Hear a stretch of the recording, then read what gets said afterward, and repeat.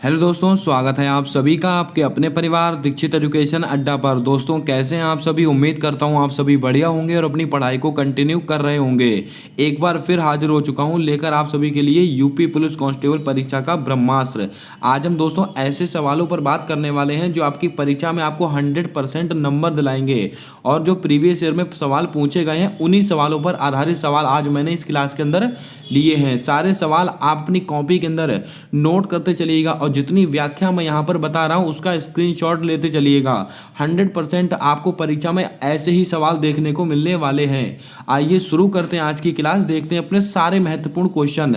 हमारा पहला क्वेश्चन है, Indian institute of handloom technology कहाँ पर स्थित है। झांसी में, वाराणसी में, लखनऊ में या फिर कानपुर में। दोस्तों आपको बता दें, Indian institute of handloom technology ये दोस्तों कहाँ पर स्थित है, ये आपका वाराणसी में स्थित है। तो आपका राइट आंसर क्या हो जाएगा, ऑप्शन नंबर बी आपका बिल्कुल सही जवाब होगा।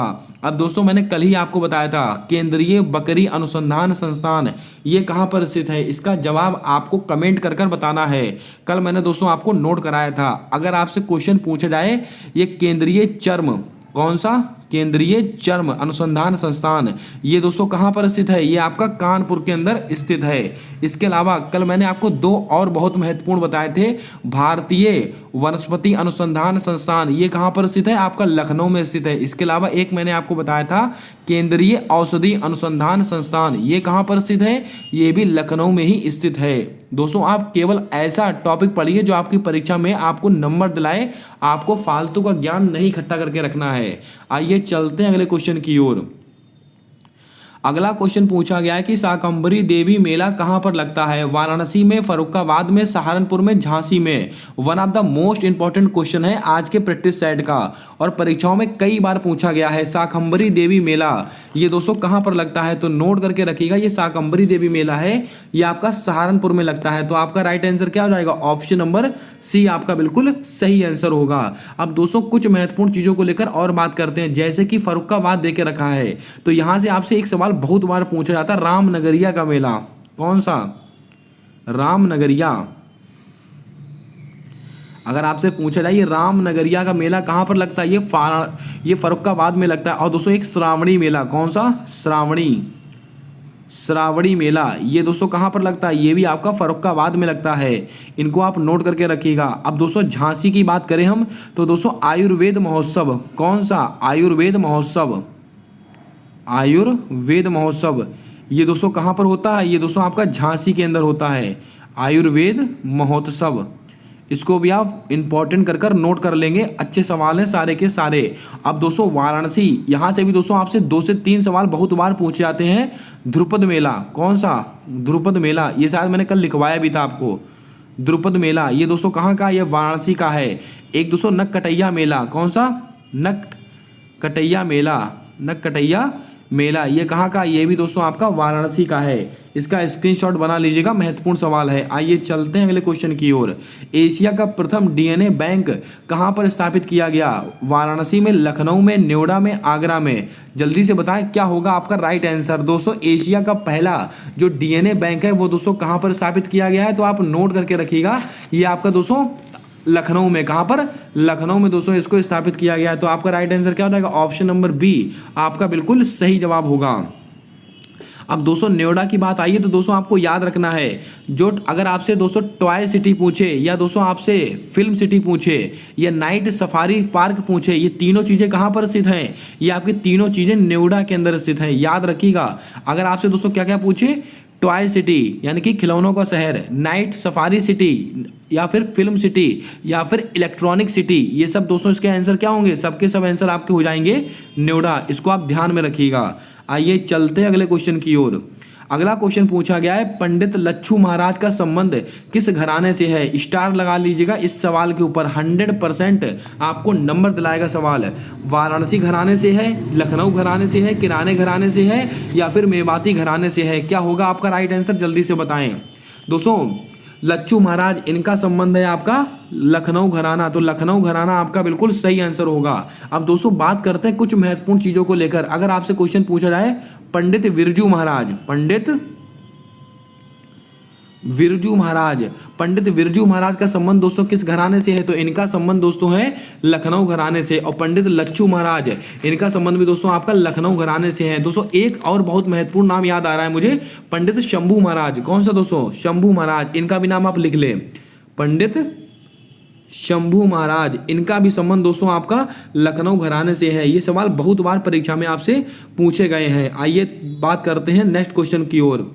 हमारा अगला क्वेश्चन है, पुत्र जन्मोत्सव के समय कौन सा नृत्य किया जाता है? ये सब सवाल उत्तर प्रदेश के सापेक्ष में आपसे पूछे जा रहे हैं। घोड़ा नृत्य, सहरा नृत्य, धुरिया नृत्य या ख्याल नृत्य?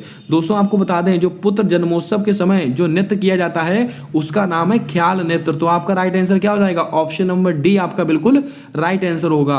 अब दोस्तों बात करते हैं जो ऑप्शन में दे रखा है उसको लेकर। ये घोड़ा नृत्य, ये दोस्तों आपको बता दें, ये मांगलिक अवसर पर किया जाता है। घोड़ा नृत्य कहाँ का है? उत्तर प्रदेश का है। ये दोस्तों सहरा नृत्य, ये भी दोस्तों फसल काटते समय, अगर आपसे क्वेश्चन पूछा जाए फसल काटते समय, फसल की कटाई के समय कौन सा नृत्य किया जाता है? ये दोस्तों सहरा नृत्य किया जाता है। ये धुरिया नृत्य, ये दोस्तों आपको बता दें कुम्हारों के द्वारा किया जाता है। कौन से? कुम्हारों, जो दोस्तों मिट्टी के बर्तन वगैरह बनाते हैं कुम्हार, उनके द्वारा किया जाता है ये धुरिया नृत्य। तो आपसे परीक्षा में पूछ सकता है कुम्हारों के द्वारा निम्नलिखित में से कौन सा नृत्य किया जाता है?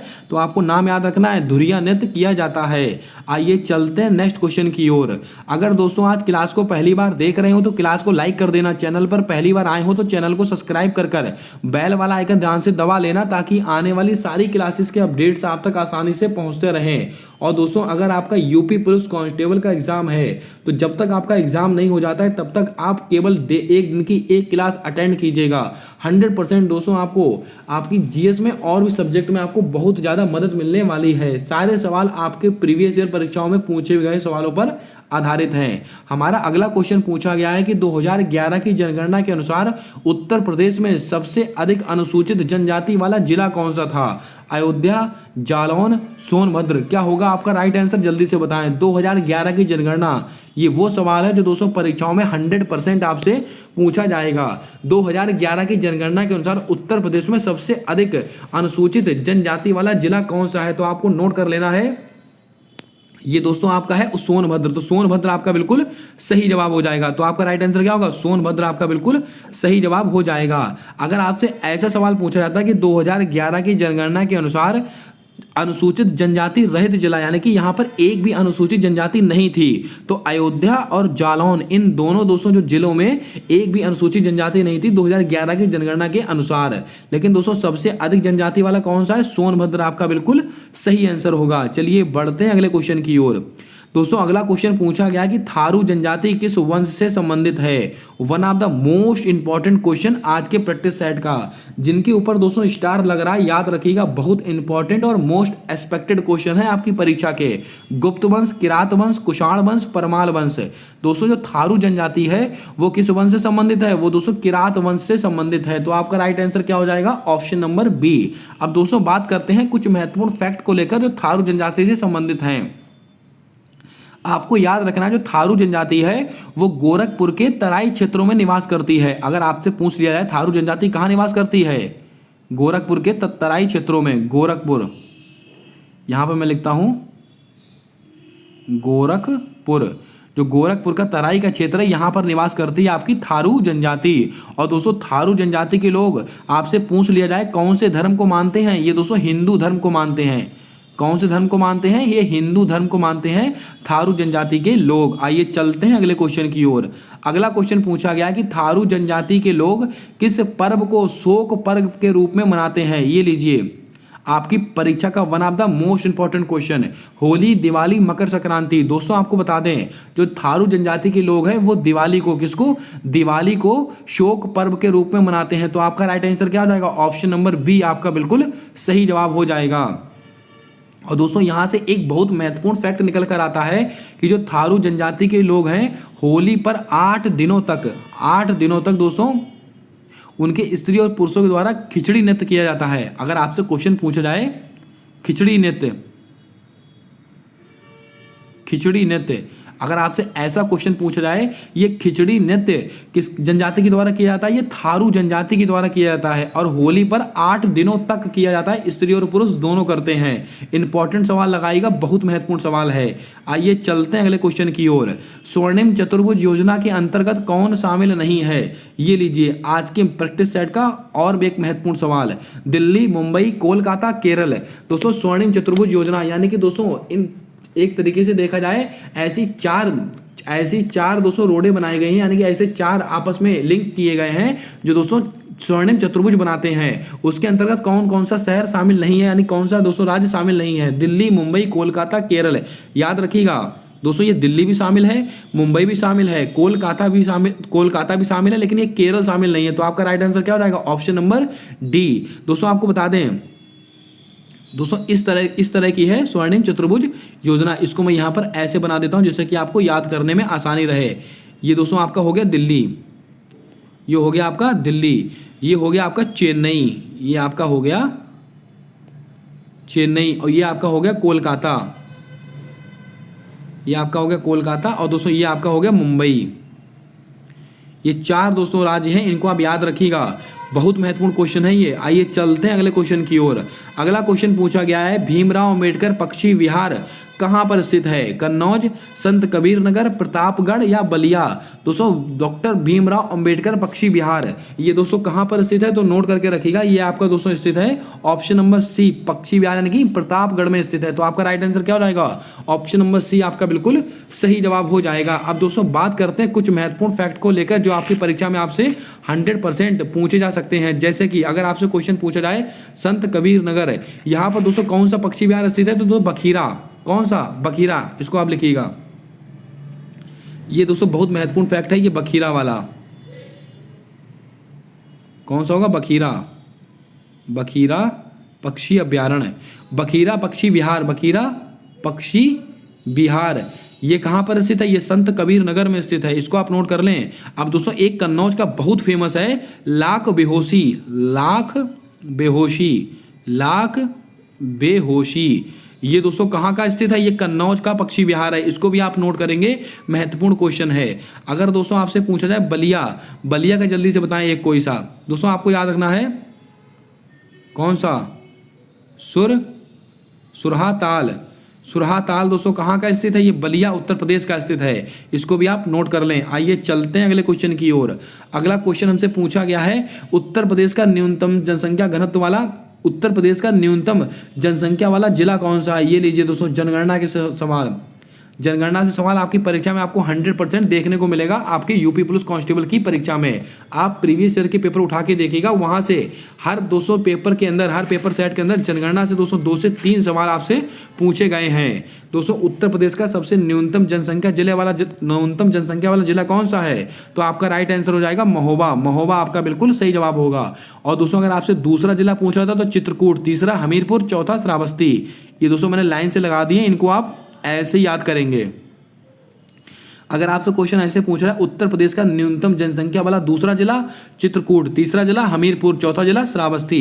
अगर ऐसे क्वेश्चन पूछा जाए, उत्तर प्रदेश का सर्वाधिक जनसंख्या वाला जिला कौन सा है 2011 की जनगणना के सापेक्ष में? तो आपका आंसर हो जाएगा प्रयागराज, इसको आप नोट करके रखिएगा। आइए चलते हैं अगले क्वेश्चन की ओर। यूपी यानी कि उत्तर प्रदेश जनगणना 2011 के अनुसार जनसंख्या घनत्व कितना था? जल्दी से बताएं, ये सवाल बहुत महत्वपूर्ण है। 829 प्रति व्यक्ति वर्ग किलोमीटर, 729, 929, 1029। दोस्तों उत्तर प्रदेश की जनगणना के अनुसार 2011 यूपी की जनगणना 2011 के अनुसार उत्तर प्रदेश का जनसंख्या घनत्व था, तो आपको याद रखना 829 प्रति व्यक्ति वर्ग किलोमीटर। तो आपका राइट आंसर क्या हो जाएगा? Option number A. और दोस्तों उत्तर प्रदेश का कौन सा स्थान था? सभी राज्यों में उत्तर प्रदेश का 9वां स्थान था। कौन सा? उत्तर प्रदेश का 9वां स्थान था, इसको भी आप लिख लें, अच्छा क्वेश्चन है। चलते हैं नेक्स्ट क्वेश्चन की ओर। भारत का 53वां टाइगर रिजर्व कौन सा है? गुरु घासीदास, रामगढ़ विषधारी या रानीपुर टाइगर रिजर्व या गिरि राष्ट्रीय उद्यान? ये लीजिए, ये दोस्तों बहुत महत्वपूर्ण क्वेश्चन रहेगा आपके प्रैक्टिस सेट का, आपके एग्जाम के लिए।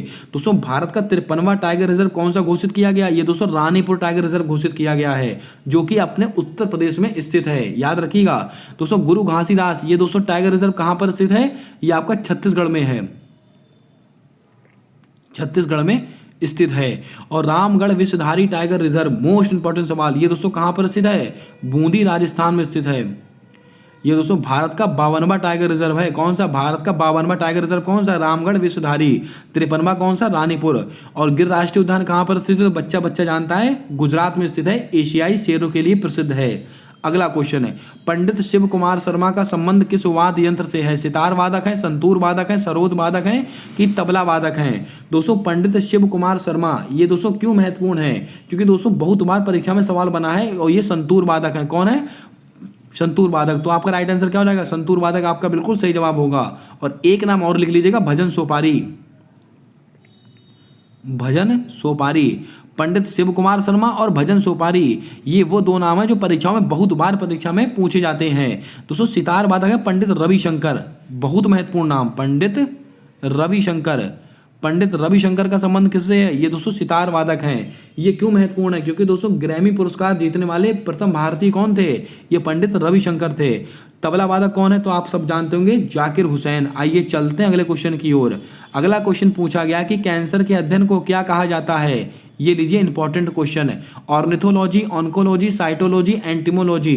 दोस्तों आपको बता दें, जो कैंसर का अध्ययन होता है उसको हम कहते हैं ऑन्कोलॉजी। तो आपका राइट आंसर क्या हो जाएगा? Option number B. और कैंसर, विश्व कैंसर दिवस कब मनाते हैं? 4 फरवरी को। कब मनाते हैं? 4 फरवरी को मनाया जाता है। साइटोलॉजी, इसके अंतर्गत कोशिका का अध्ययन करते हैं। किसका? कोशिका, कोशिका का अध्ययन करते हैं। एंटीमोलॉजी दोस्तों कीटों का अध्ययन करते हैं, कीटों का अध्ययन है। ऑर्निथोलॉजी के अंदर दोस्तों पक्षियों का अध्ययन करते हैं। किसका? पक्षियों का अध्ययन करते हैं। आइए चलते हैं अगले क्वेश्चन की ओर। अगला सवाल हमसे पूछा गया है, 2011 की जनगणना के अनुसार सबसे अधिक लिंगानुपात किस राज्य का था? हरियाणा, केरल, नई दिल्ली, बिहार। दोस्तों मोस्ट इंपॉर्टेंट क्वेश्चन है आज के प्रैक्टिस सेट का। 2011 की जनगणना के अनुसार सबसे अधिक अगर आपसे लिंगानुपात पूछा जाए तो दोस्तों केरल आपका बिल्कुल सही आंसर होगा। अगर ऐसा क्वेश्चन पूछा जाता सबसे अधिक, तो सबसे कम लिंगानुपात कहाँ का है? सबसे कम लिंगानुपात आपका हरियाणा का है। अगर पूछा जाए 2011 की जनगणना के अनुसार सबसे कम लिंगानुपात कहाँ का है? हरियाणा का। सबसे अधिक लिंगानुपात कहाँ का है? केरल का। अगर ऐसा क्वेश्चन पूछ लिया जाए आपसे सबसे अधिक जनसंख्या घनत्व कहाँ का है, तो आप आंसर देंगे बिहार। और सबसे कम जनसंख्या घनत्व कहाँ का है, तो आप आंसर देंगे अरुणाचल प्रदेश। लेकिन सवाल ऐसे पूछे, 2011 की जनगणना के अनुसार सबसे अधिक जनसंख्या घनत्व वाला केंद्र शासित प्रदेश कौन सा है, तो आप आंसर देंगे नई दिल्ली। उम्मीद करता हूं आपने सारे आंसर, सारे क्वेश्चंस नोट कर लिए होंगे। आइए चलते हैं अगले क्वेश्चन की ओर। 16 महाजनपद की जानकारी हमें कहां से प्राप्त होती है? अंगुत्तर निकाय, उत्तरोत्तर निकाय, जैन साहित्य, इनमें से कोई नहीं। दोस्तों आपको बता दें, जो 16 महाजनपद है इनकी जानकारी हमको दोस्तों अंगुत्तर निकाय से प्राप्त होती है। तो आपका राइट आंसर क्या होगा? ऑप्शन नंबर ए आपका बिल्कुल सही जवाब हो जाएगा। चलिए चलते हैं नेक्स्ट क्वेश्चन की ओर। अगला क्वेश्चन पूछा गया है, थियोसोफिकल सोसाइटी की स्थापना किसके द्वारा की गई थी? हेलेना ब्लेवात्स्की, हेनरी स्टील अल्कॉट के द्वारा, स्वामी दयानंद सरस्वती के द्वारा, राजा राम मोहन राय के द्वारा, सत्यानंद अग्निहोत्री के द्वारा। यहाँ से मैं आपको 8 से 10 ऐसे क्वेश्चन बताऊंगा जो न जाने कितनी बार आपकी परीक्षाओं में पूछे गए हैं। दोस्तों आपको बता दें, जो थियोसोफिकल सोसाइटी है इसकी स्थापना की गई थी 1875 ईस्वी में। 1 पॉइंट। और दोस्तों किसने की थी? ये हेलेना ब्लेवात्स्की और हेनरी स्टील अल्कॉट। तो आपका राइट आंसर क्या हो जाएगा? Option number A. अब दोस्तों बात करेंगे हम स्वामी दयानंद सरस्वती की। तो इन्होंने आर्य समाज की स्थापना की है। किसकी? आर्य समाज की स्थापना की है। और कब की थी? 1875 ईस्वी में की थी आर्य समाज की स्थापना। और दोस्तों इनकी एक पुस्तक है सत्यार्थ प्रकाश। किसकी पुस्तक है? स्वामी दयानंद सरस्वती जी की पुस्तक है। और इनका एक बहुत फेमस नारा है, वेदों की ओर लौटो। राजा राम मोहन राय, इन्होंने 1828 में इन्होंने ब्रह्म समाज की स्थापना की है। किसकी? ब्रह्म समाज की स्थापना की है। और 1815 में, कब? 1815 में इन्होंने दोस्तों आत्मीय सभा, कौन सी सभा? आत्मीय सभा, इसको भी आप लिख लेंगे यहीं पर, आत्मीय सभा की स्थापना की राजा राम मोहन राय ने। और राजा राम मोहन राय को राजा की उपाधि किसने दी थी? अकबर सेकंड ने दी थी। आइए चलते हैं अगले क्वेश्चन की ओर। अंतर्राष्ट्रीय पुलिस दिवस कब मनाया जाता है? अगर इस सवाल के ऊपर आपने स्टार नहीं लगाया तो ये आपकी गलती रहेगी दोस्तों, क्योंकि ये पहली बार मनाया गया है, इसीलिए मोस्ट इंपॉर्टेंट क्वेश्चन है, मोस्ट एक्सपेक्टेड क्वेश्चन है आपके परीक्षा का। 7 सितंबर, 8 सितंबर, 16 सितंबर, 27 सितंबर। दोस्तों आपको बता दें, जो अंतर्राष्ट्रीय पुलिस दिवस है इसको मनाया गया है 7 सितंबर को। तो आपका राइट आंसर क्या हो जाएगा? Option number A. और अंतर्राष्ट्रीय पुलिस दोस्तों आपको याद होगा, इसको कहते हैं इंटरपोल। इसको कहा जाता है इंटरपोल। अगर आपसे ऐसे क्वेश्चन पूछ ले, इंटरपोल का मुख्यालय कहाँ पर स्थित है, जल्दी से बताएं। लियोन।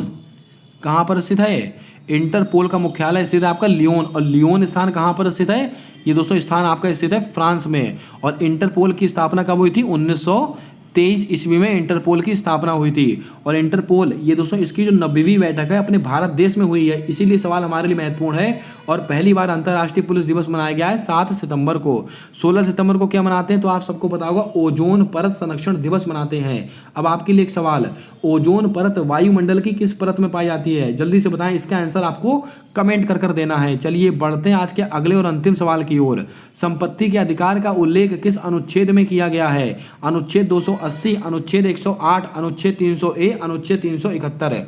दोस्तों संपत्ति के अधिकार का जो उल्लेख है वो कौन से आर्टिकल में किया गया है, वो दोस्तों आपका आर्टिकल 300A में किया गया है। तो आपका राइट आंसर क्या हो जाएगा, ऑप्शन नंबर सी। अब दोस्तों आपको याद होगा 44वां कॉन्स्टिट्यूशन अमेंडमेंट कब का है, 1978 का है। ये बात आपको नोट करनी है। 44वां संविधान संशोधन 1978, इसके द्वारा क्या हुआ था, संपत्ति के अधिकार को मौलिक अधिकार से निकालकर विधिक अधिकार में डाल दिया गया था और आर्टिकल 300A कर दिया गया था। अगर आपसे क्वेश्चन पूछा जाए आर्टिकल 280, इसमें किसका उल्लेख किया गया है, वित्त आयोग का। आर्टिकल 108, इसमें किसका उल्लेख किया गया है, ज्वाइंट सिटिंग यानी कि संयुक्त बैठक का। इसको भी आप नोट कर लेंगे। ये दोस्तों 20 सवाल थे जो दोस्तों आपकी परीक्षाओं के लिए अति महत्वपूर्ण हैं। अब जल्दी से क्लास लाइक कर दीजिएगा। अब बताएं कैसी लगी आज की क्लास, कैसा लगा आज का कंटेंट। अगर क्लास पसंद आई है तो क्लास को लाइक करें। चैनल पर पहली बार आए हो तो चैनल को सब्सक्राइब कर बेल आइकन ध्यान से दबा लें ताकि आने वाली क्लासेस के अपडेट्स आप तक आसानी से पहुंचते रहें।